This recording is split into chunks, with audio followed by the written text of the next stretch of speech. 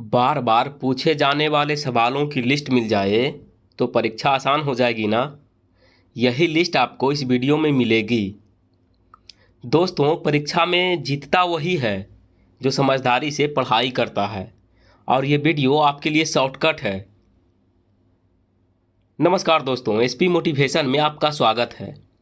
आइए मिलकर सपनों को हकीकत में बदलें। आज हम लेकर आए हैं बिहार जीविका भर्ती 2025 के लिए सब्जेक्ट नॉलेज के 50 वीवीआई प्रश्न जो बार बार परीक्षा में पूछे जाते हैं। अगर आप block project manager, community coordinator या किसी भी पोस्ट के लिए तैयारी कर रहे हैं तो ये वीडियो आपके लिए गोल्ड साबित होने वाला है। तो आपसे रिक्वेस्ट है कि इस वीडियो को लास्ट तक देखो, एक भी सवाल मिस मत करना। तो चलिए शुरू करते हैं आज का धमाकेदार प्रैक्टिस सेट। तो चलिए देख लेते हैं पहले प्रश्न को। और पहला प्रश्न जो जुड़ा हुआ है वो है rural society economy and governance से। प्रश्न है, सेटलमेंट रिपोर्ट ग्रामीण भारत में मुख्यतः किस विषय से संबंधित होती है? सही ऑप्शन हो जाएगा ए, भूमि सर्वेक्षण और बंदोबस्त। अगला प्रश्न है, ग्रामीण समाज में कामी प्रथा का संबंध किससे है? सही ऑप्शन हो जाएगा बी, जाति आधारित सेवाएं। अगला प्रश्न है, भूमि सुधार का प्रमुख उद्देश्य क्या था? सही ऑप्शन हो जाएगा बी, भूमिहीनों को भूमि देना। अगला प्रश्न है, भारत में गरीबी रेखा की अवधारणा किस समिति ने दी थी? सही ऑप्शन हो जाएगा सी, दांडेकर और रथ समिति। अगला प्रश्न है, 74वें संविधान संशोधन का संबंध किससे है? सही ऑप्शन हो जाएगा बी, नगर निकायों से। अगला प्रश्न जो जुड़ा हुआ है दीनदयाल अंत्योदय योजना NRLM से। चलिए प्रश्न को देखते हैं। और प्रश्न है, NRLM को 2011 में किस योजना के स्थान पर लाया गया था? सही ऑप्शन हो जाएगा बी, SGSY। अगला प्रश्न है, NRLM में लक्ष्य समूह किसे माना गया है? सही ऑप्शन हो जाएगा बी, सभी ग्रामीण गरीब परिवार। अगला प्रश्न है, NRLM का की प्रिंसिपल क्या है? सही ऑप्शन हो जाएगा बी, कम्युनिटी ड्राइवन अप्रोच। अगला प्रश्न है, इंटेंसिव ब्लॉक्स की अवधारणा किस योजना से जुड़ी है? सही ऑप्शन हो जाएगा ए, NRLM। अगला प्रश्न है, NRLM का यूनिवर्सल सोशल मोबिलाइजेशन किसे दर्शाता है? सही ऑप्शन हो जाएगा ए, सभी ग्रामीण गरीब परिवारों को SHG से जोड़ना। अगला प्रश्न है जो कि जुड़ा है social mobilisation and institution building से।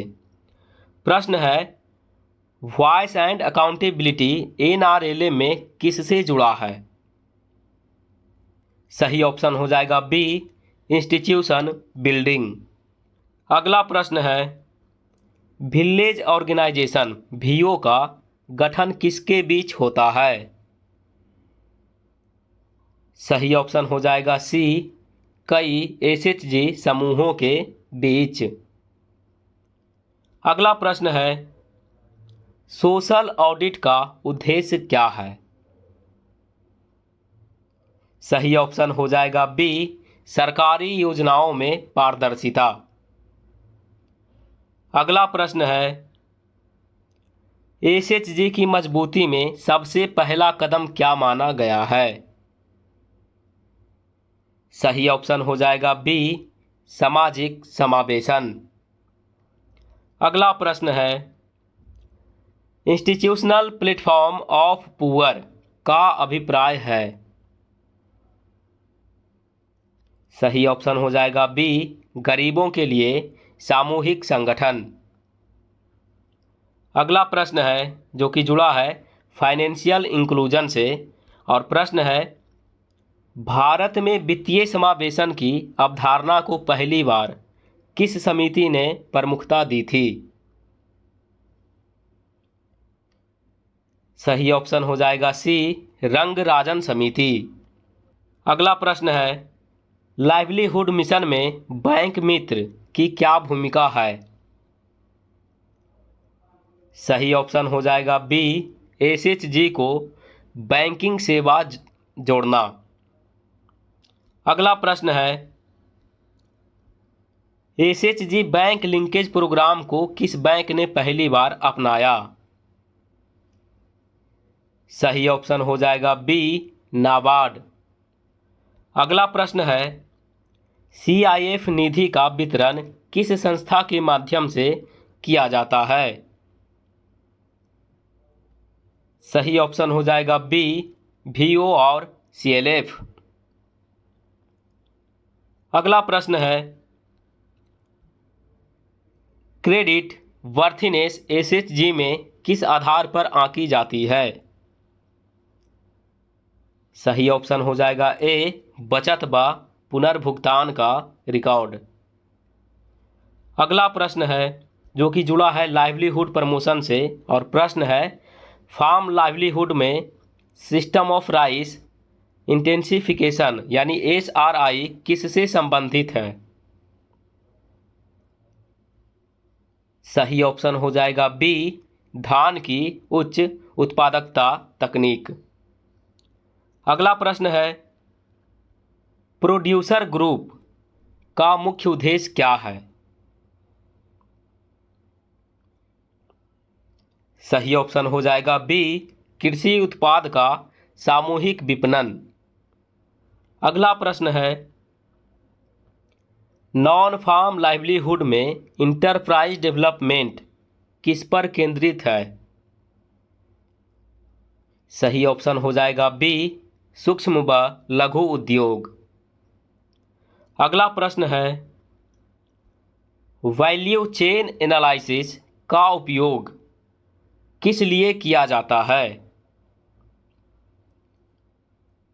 सही ऑप्शन हो जाएगा ए, उत्पादन प्रक्रिया की कड़ी पहचान और बाजार तक जोड़ना। एनआरएलएम में स्किल डेवलपमेंट का संबंध किस राष्ट्रीय कार्यक्रम से है? सही ऑप्शन हो जाएगा ए, पीएमकेवीवाई। अगला प्रश्न है जो कि जुड़ा है प्रोजेक्ट मैनेजमेंट एंड कॉन्वर्जेंस, और प्रश्न है एनआरएलएम में पार्टिसिपेटरी प्लानिंग का क्या अभिप्राय है? सही ऑप्शन हो जाएगा बी, गरीब परिवारों की सक्रिय भागीदारी। अगला प्रश्न है परफॉर्मेंस इंडिकेटर का उपयोग किस लिए होता है? सही ऑप्शन हो जाएगा बी, योजना की प्रगति व प्रभाव आकलन। अगला प्रश्न है MIS रिपोर्ट किस स्तर पर संकलित की जाती है? सही ऑप्शन हो जाएगा बी, ब्लॉक, जिला व राज्य स्तर पर। अगला प्रश्न है कॉन्वर्जेंस का सबसे बड़ा लाभ क्या है? सही ऑप्शन हो जाएगा बी, संसाधनों का अधिकतम उपयोग और प्रभाव। दोस्तों, यहाँ तक अगर वीडियो आपको अच्छा लगा हो तो वीडियो को लाइक करिए और दोस्तों के साथ शेयर भी करिए, और कमेंट में बताइए कि आपको यह वीडियो कैसा लगा। चलिए आगे बढ़ते हैं, और प्रश्न है मॉनिटरिंग एंड इवैल्यूएशन में इम्पैक्ट असेसमेंट का कार्य क्या है? सही ऑप्शन हो जाएगा ए, योजना के दीर्घकालीन परिणाम मापन। अगला प्रश्न है जो कि जुड़ा है मिसलेनियस एनालिटिकल एप्लीकेशन बेस्ड है।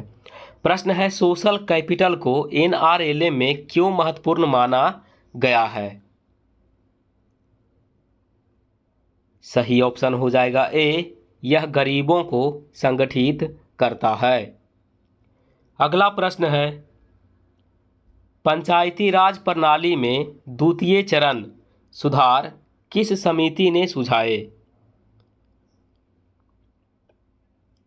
सही ऑप्शन हो जाएगा बी, अशोक मेहता समिति।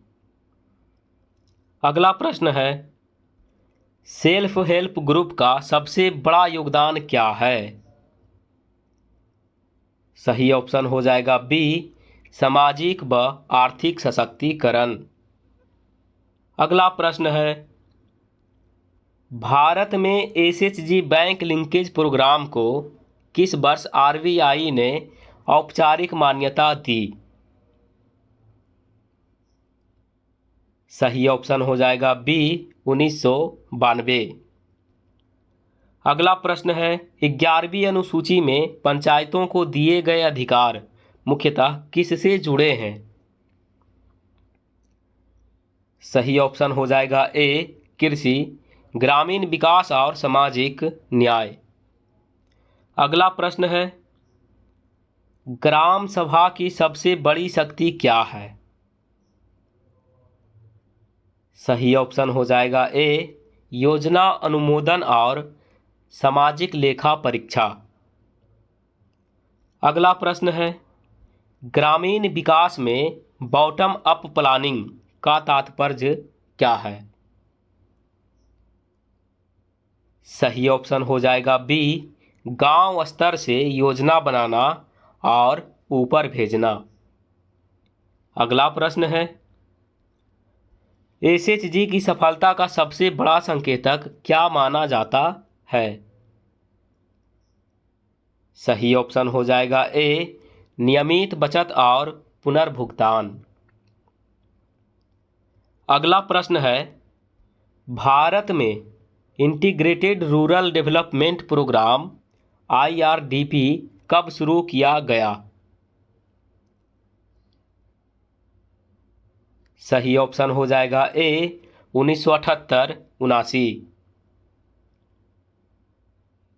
अगला प्रश्न है कम्युनिटी रिसोर्स पर्सन सीआरपी का चयन किस आधार पर किया जाता है? सही ऑप्शन हो जाएगा बी, एसएचजी व समुदाय की सहमति। अगला प्रश्न है पंचायती राज व्यवस्था में धन आयोग की अनुशंसा किस अनुच्छेद से संबंधित है? सही ऑप्शन हो जाएगा ए, अनुच्छेद 243। अगला प्रश्न है एनआरएलएम के कैपेसिटी बिल्डिंग में सबसे महत्वपूर्ण गतिविधि कौन सी है?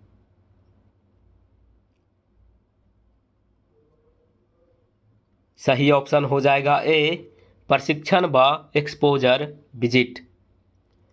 अगला प्रश्न है एसएचजी का सामान्य आकार यानी सदस्य संख्या कितनी मानी जाती है? सही ऑप्शन हो जाएगा बी, 10 से 20। अगला प्रश्न है पंचायती राज व्यवस्था में ग्राम सभा की बैठक कितनी बार होना अनिवार्य है? सही ऑप्शन हो जाएगा सी, साल में 4 बार।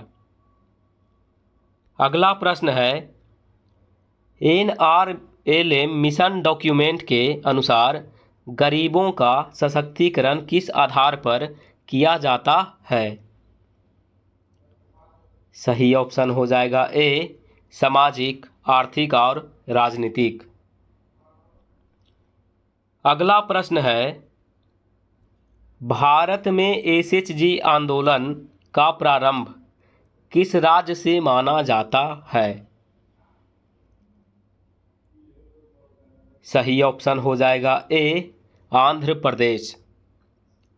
अगला प्रश्न है, पंचायती राज इंस्टीट्यूशंस में डिस्ट्रिक्ट प्लानिंग कमेटी किस अनुच्छेद में वर्णित है?